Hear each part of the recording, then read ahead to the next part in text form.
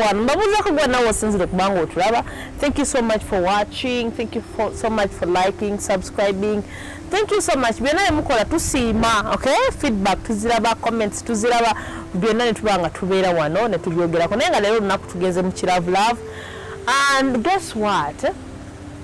Nogenda kwongera ku nsonga ntono nnyo. So guys, tuula kalira obeere ng'onyumirwa, obeere ng'oyiga era obeere ng'osoma, okay? Naye nga kasubi bitambula bulungi, gwe wenna nga bitambula bulungi, alhamdulillah. Ate gwe wenna nga wakyaliwo obuzibuzi, waliwo ebiganye, yongera okusaba Mukama Katonda abeere ng'akuyamba kubanga yekka ye ansa. Tewali kirala, wagamba ye eba ye, wabeera agambye nno ebeera nno. Ani ne wagamba mbu ye tajja kukola, Katonda abaganye. So please weyongere okwekwata Mukama Katonda mu ddiini yonna gy'olimu, oba oli Muisilamu, oba oli Mukatuliki, oba oli Mukristaayo, oba oli Mulokole, kyonna kye kiri ng'osinza Katonda, weyongere okwekwata Mukama Katonda. Tuli mu mwezi mupya, happy new month. Gwe wenna nga bakukyayi abankiddemu bwe kasita ng'oli awo nga bakukyayi oba nga bakukyawa oba ng'oli awo watyo tuula kalira obenga bino wiga oba kasita bakukyawanga bino ebintu byotalina kukola. Ekisookera ddala, don't pretend to be fine, okay? Amazima gali nti ffenna tubeera mu relationship whereby ne bakera ku makya ne bakusulawo because that's life. Omuntu ajja okukwana n'agamba oba omuntu ajja n'abeera bulamu bona agamba nze siri kukyawa ebuuka wenjagala naye time neetuuka nga feelings ziweddewo ekisoke kitegeera tosobola kunenya waliwo okutyawo takyanga bayibayo omuntu abadde omwagala naye nga tokyamwagala bibaawo ebyo naye singa onaku lukera ku makya ne bakukyawa, okay? Don't pretend to be fine. Okuba kaaba okuba kwogerako n'abantu beweesiga mikwano gyo nga woyogera nabo osobola okukakkana, talk to them okusinga okuddawo weeyiseeko omumwe gyonaakoma okwefula nti you're not hurting oba you're fine, they won't help you out oba tojja kuyambibwa. Why won't be okay? So gwe wenna kasita obanga otuuse kweri esaba nga kyayiddwa oba nga omutima gwo bagumenye, okay? Yita mu process. Reason being process kyekikulu, okay? In life byonna bisobola okubeerawo naye tulina kubuka stage oba process. So don't pretend to be fine.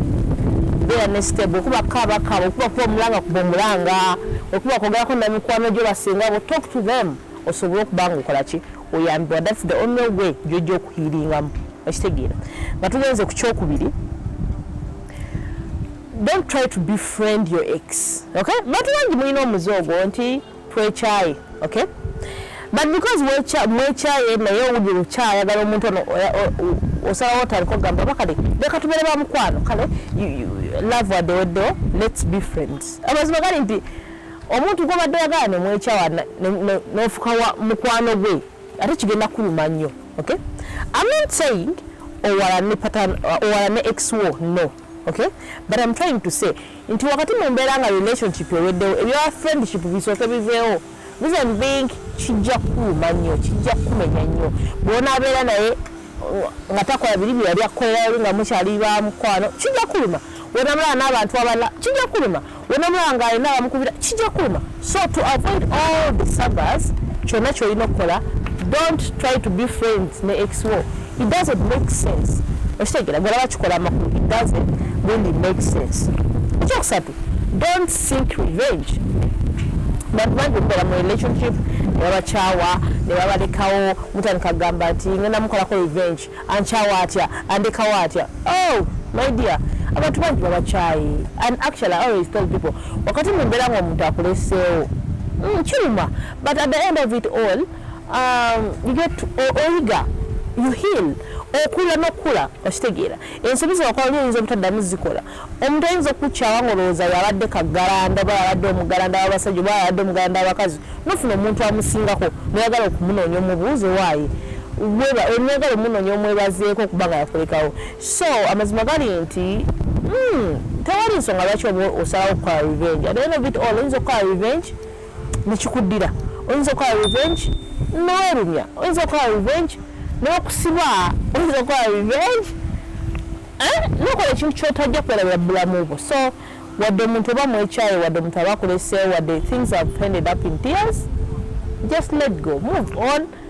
don't revenge tebikola ebyo mbu ngenda mu revenge nga kombo bichi oja genda revenge waba ngenda mutta omuntu gwe manyi yatta olwokuba mukyawa n'amutta nasembera kulaba nga bamutute mu kooti bamusalidde emyaka 8 just imagine okusiba emyaka 8 bokusibe just because like kugamba bwogenda kunyumirwa okubeera mu komera just because of someone think about it okomera teriyewalika yes naye waliyo ebintu ebimu nga tebirina kutwaza mu komera bintu by'omukwano so save your time save your life just like that omuntu wakukyawa just let go and move on abantu abalungi gye bali I always tell people abantu abalungi bangi ate n'ababi bangi so wadde oyinza okuba wakedde ofunye omuntu omubi tekitegeza nti abalungi baggwayo just chill relax saba katonda ojja kusinsikana omuntu omulungi and that's life ekyo nti don't beg them to come back okitegeera yes just because omuntu omwagala which is okay mwekyaye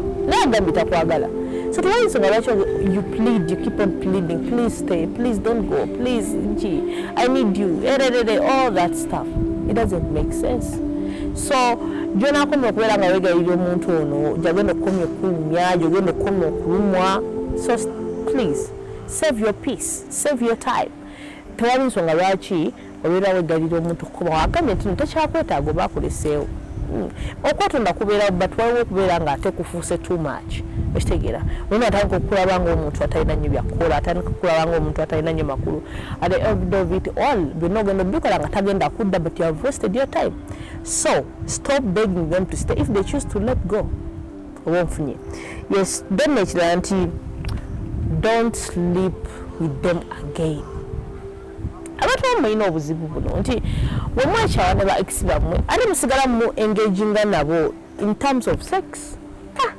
so I don't know you call them your exes but you still sleep with them omuntu akukyaye ogamba kale let me sleep with them amazima gali nti at the end of it all you're going to hurt yourself omuntu kasita mwekyawa oba enkolagana neggwawo oba nemwekerawo okwogera oba nemuba nga byalaviweddewo the best way is to let go oba kitegedde so tewali nsonga lwaki ate oddayo bwebake nabo no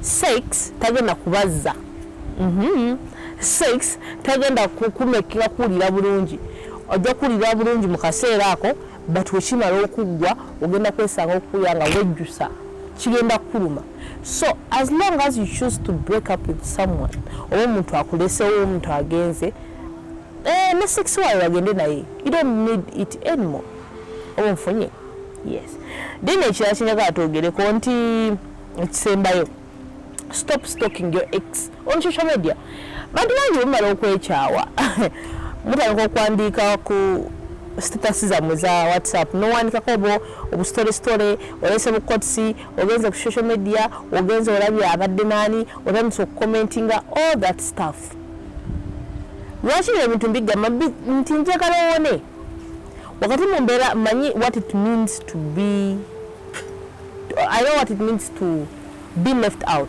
I know what it means okubeera nga oli heartbroken so I'm trying to protect you I'm trying to give you advice nti omuntu ono ng'agenze bino ebintu nabino tobikola reason being nti gyonaako mu birumya gyonaako mu bikola ate gyebigenda okukulumya oba kitegeera so toba stalkinga toyinza lwaki mwekyawa ate nogenda ku social media owandike okare no okitegeera oli akuleseewo oba omuntu ono mwawukanye ebireke tuyite mu process tuwone okitegeera process by process tukikirize ate we should learn to accept the fact nomuntu agenze reason being nti abantu bonna oyinza okubeera noka njagala kubeera nono naye nga ye katonda siwe yategeka nga togenda kubeera naye ugenda kubeera naye just for some good years kigwe oba some good month kigwe so byonna nga bibaddewo bakukyaye okaabye byonna bikulumiza omutwe byonna owulira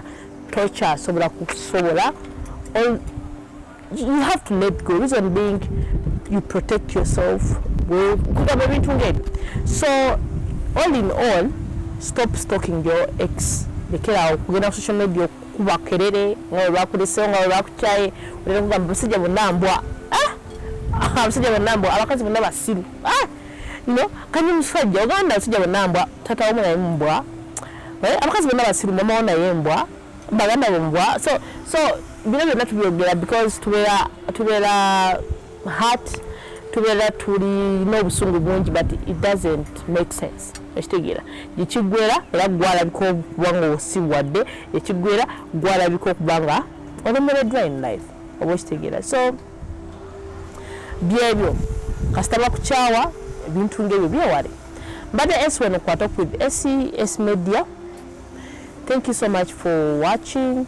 Thank you so much for subscribing, commenting, sharing. Women now about following our social media platforms in Dalanga, Instagram. Thank you so much. TikTok, Facebook. Thank you so much. Nenga mbera mbagamba go na aina ebikusumbwa ina stress or ina bitawanya or ina stress or ina pressure yaga ku relaxing amko yaga kusala ku mubiri each and everything. Jangwa ku Satellite Hotel. Bana baina hotel, baina rooms ennungi ezebiko bulungi. Can come here ku sente entono ddala n'obeera nga ate ofuna room n'owummulirako. Ate era baina kyetuyita Satellite Health Club whereby baina sauna, baina steam bath, baina aerobics, baina gym, baina ebintu bingi. Okay? So come here, have fun. Weyagale wawumulireko sauna nno ne steam bath omutwalo gumu gwokka aerobics ne gym gumu n'ekitundu massage therapy plus emitwalo ena then ate nga emitwalo ena gwena ayagala okubanga osasula nga toyagala kusasula muzino bwosasula olunaku padde naye nga osobola okusasula monthly yes oba oliko emitwalo 25 ate obanga mulina ekapo yo ina omwagalwawo emitwalo 45 so come here weyagala osobola bakyalira ku website yaabwe www.satellitehotels.com nolaba ebisingako awo basangibwa wano Kisaasi Kyanjala nga Kabaayi ku roundabout jangu weerabire weeyagale byonna mbadde esi wano kwata with esi mbadde ne Brian nga yabadde ku camera. We love you so much. We meet next time.